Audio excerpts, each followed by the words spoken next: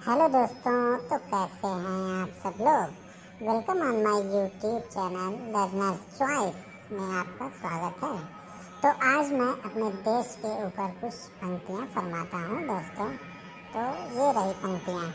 देखो बच्चों यह झंडा प्यारा, तीनों रंगों का मेल सारा, रहे सदा ये झंडा ऊंचा, आकाश को रहे यह छूता, सदा करो तुम इसका मान, कभी न करना इसका अपमान, झंडा ही देश की शान, बना रहे यह सदा महान।